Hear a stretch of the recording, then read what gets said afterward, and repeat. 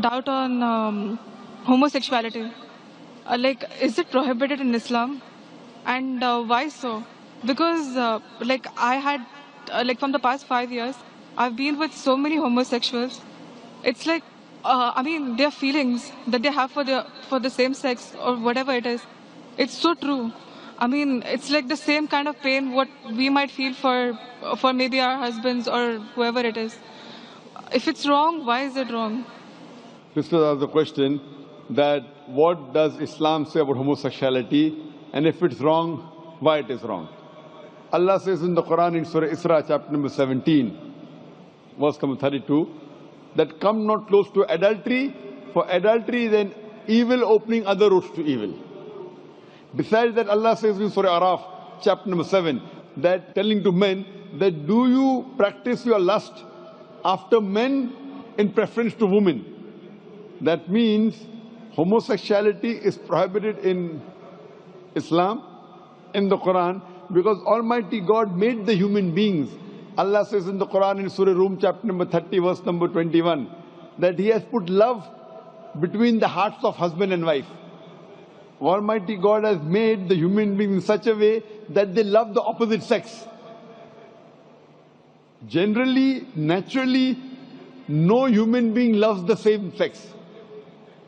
I'm talking about the love which is required in husband and wife, not the platonic love which you have between your brothers and between your sisters. Now, initially, there was a research which said that homosexuality is genetic. So, during question and answer time, somebody asked me, the way you're asking, if homosexuality is genetic, then how is that human being to blame? It came from his parents, so why is he to blame? Like you're saying, if someone loves someone else, so why should he be blamed? I said this is a research. This is a hypothesis. It's not a fact. And later on we came to know that this hypothesis was wrong, and the person who propounded this hypothesis, he himself was a homosexual. So homosexuality is not genetic. It comes, today science tells us, how do homosexuals evolve?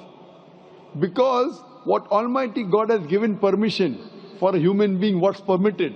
You get married, do nikah, you can have sex with your wife.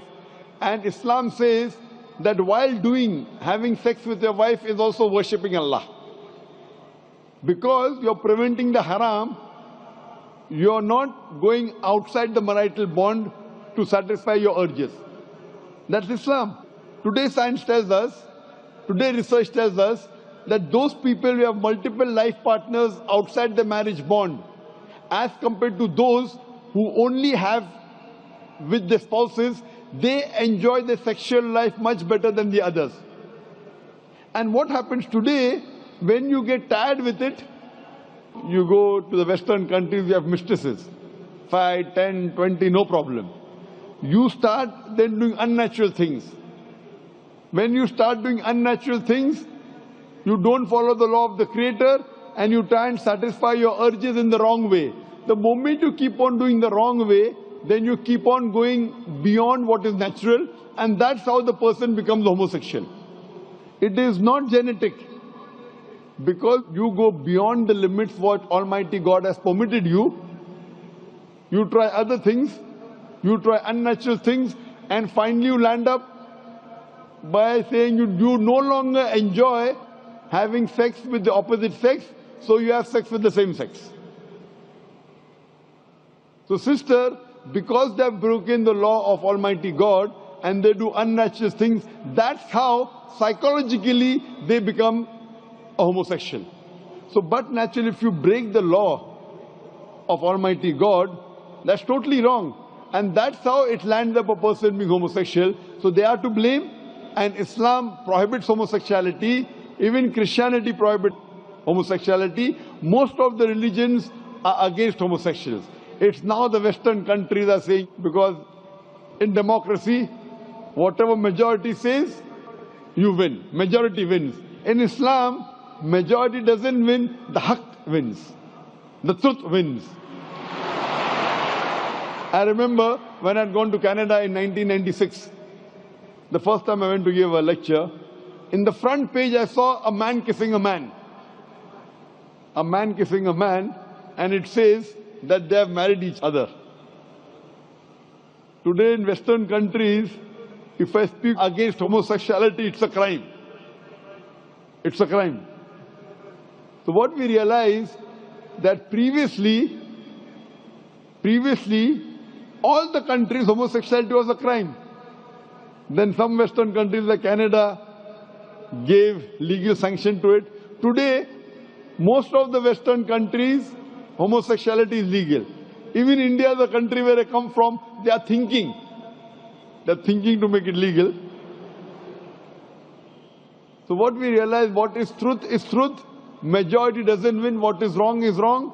And in Islam and most of the major religions of the world, homosexuality is a sin. It's a crime. It will not take you to heaven. It will take you to hell. Hope that answers the question, sister.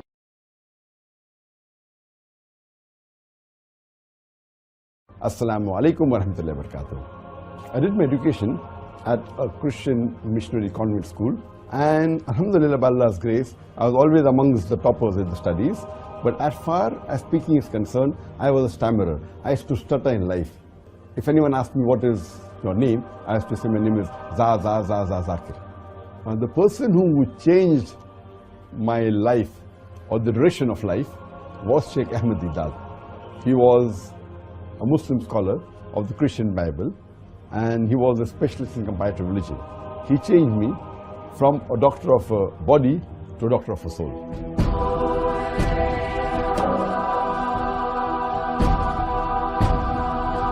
Alhamdulillah, my parents always supported me throughout my life for my dawah activities. And my mother wanted me to become like Dr. Chris Barnard, who was the person who did the first heart transplant in the human being. Later on, when I asked her that, do you want me to become like Chris Barnard or Sheikh Ahmed Deedat? She said, I can sacrifice 1,000 Chris Barnards for one Sheikh Ahmed Deedat. My main mission of life is to unite the Muslims. The only way we can unite the Muslim Ummah is on the criteria of the glorious Quran and the authentic hadith of Prophet Muhammad Sallallahu Alaihi Wasallam. With this aim in life, we started Peace TV English 9 years ago.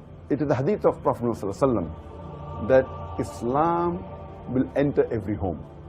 I started the first Islamic International School 14 years ago, and the main purpose of the school was education for both the worlds.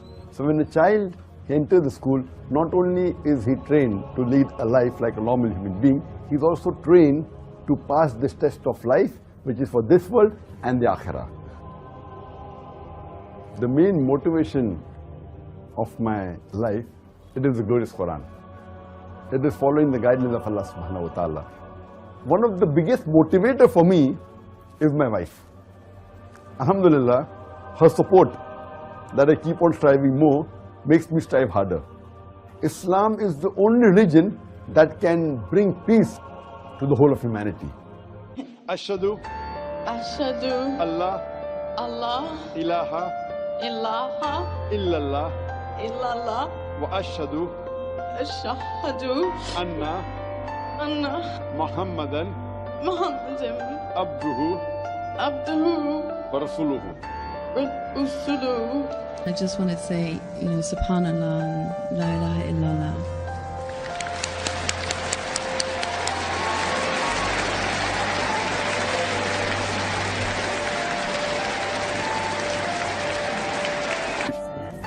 So would you like to become a Muslim?